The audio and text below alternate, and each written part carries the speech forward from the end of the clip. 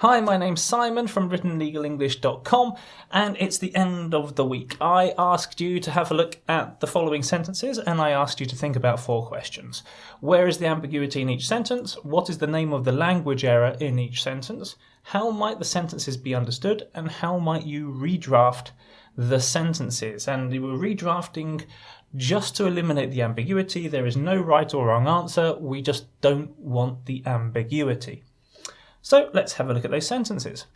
So the first sentence was this: identifying the suspect only as Mr. M for legal reasons, a spokesman for the prosecutor said he had neglected to ensure escape routes that could have allowed the girls to flee when the blaze broke out.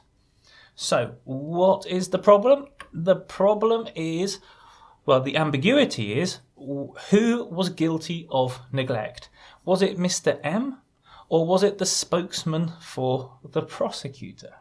Now, of course, the context easily allows us to identify that it's Mr. M that was guilty of that, was potentially guilty of neglect. But there's something in the sentence, in the way that it's written, that potentially could allow us to understand that it's either Mr. M or the spokesman for the prosecutor that neglected to ensure escape routes. Can you identify that word? That problematic word is this word he. This is what we call an unclear antecedent or unclear antecedent, and it's, although the context is clear, in different circumstances we don't know exactly who he is referring to. Is he referring to the prosecutor, or is he referring to Mr. M? So it could be understood that Mr. M was guilty of neglect. It could be understood that the spokesman of the prosecutor was guilty of neglect. Now, as I said, the context is pretty clear. We know who we're talking about, but this error is a really common error. This unclear antecedent, this misuse or bad use of substitutive terms which refer back to things, but we don't know what those things, we don't know exactly what that antecedent is referring to. This is really, really common in legal writing, whether it's done by native speakers or non-native speakers, and it's a really important thing for you to start to identify in your own writing, so you don't simply give the job of deciding what's going on to the writer. So how could we redraft this? Well, it's quite simple. Let's get rid of those annotations and click back on here. We could use a bit of repetition to make the whole thing perfectly clear. So instead of saying he, we could repeat that it's Mr. M. And that way, everything is clear. There's no way this could be misinterpreted. Everyone knows what's going on. So using careful usage of repetition will allow your message to be a lot clearer. Now, I know that repetition is sometimes argued against, that it's a crime against English style, but for the purposes of clarity, using repetition is no crime. In fact, using the same term 2 or 3 times in a document is not the worst mistake in the world, particularly if it makes it easier for the reader to understand. So the next sentence was this: policeman faces being fired after having sex while taking part on Big Brother without permission, a racy headline that I saw in a newspaper. What's the ambiguity here? The ambiguity is what was done without permission. Was it having sex, or was it taking part on Big Brother? This is the ambiguity.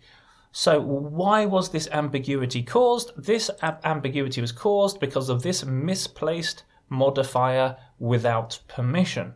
If this modifier was placed in a different place in the sentence, this, or redrafted in a different way, then we would not have this ambiguity. So how can we redraft this sentence to avoid or to correct the ambiguity? Well, we've got to decide, simply speaking, which one are we talking about.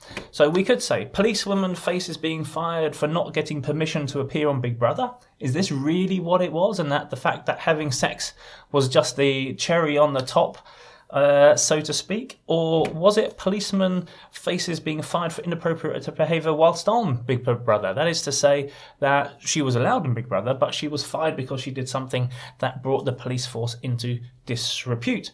So identifying that there is a misplaced modifier and then thinking about the message you actually want to communicate allows you to redraft in a way that is completely clear to the reader. And for the third sentence, below, please find the answers to your questions that we have just received from ABC. What's the problem here? What's the ambiguity? Well, we don't really know what's going on in this sentence. What is below? That's the question. You could understand what follows in a number of different ways. For example, you could understand it to say this, that the answers that we're talking about, the answers that we got from ABC, that is to say, ABC wrote the answers and now we're sending them to you. Or it could be understood in a way that we've received some questions from ABC and we've written the answers and we're sending them to you. Which one of those is the correct interpretation? We don't know.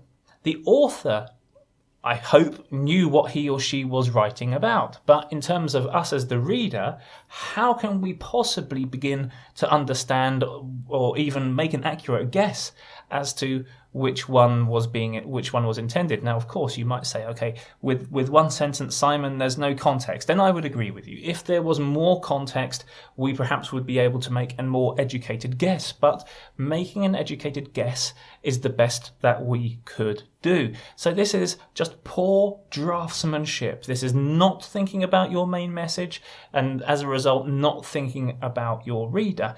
So simply going back to the drawing board, asking yourself that main message, what am I trying to say, and then redrafting in that way. But the only way you can do that is by being able to identify the error in the first place, and that comes with time, experience, always redrafting what you've written, or redrafting or reviewing what other people have written in order to develop that skill set to begin with.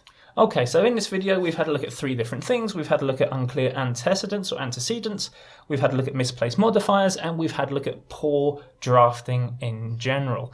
If you're not familiar with the first two topics, go onto Google, check them out. I've put links to my explainer videos that I did on those topics below this video, so if you've got some time, have a look at those. I go into them in a lot more depth in my new course, with new content that I've produced, looking at legal English doctrine, looking at the authorities that go into this, and there are plenty of exercises for you to practice those skills.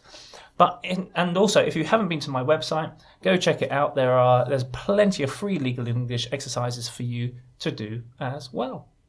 Okay, if you've got any questions about the content in this video, leave them below. If you would like me to cover any content to do with legal English writing or ambiguity in writing, leave that comment below as well, and I'll try to produce some content for you. Okay, I'll see you again next week.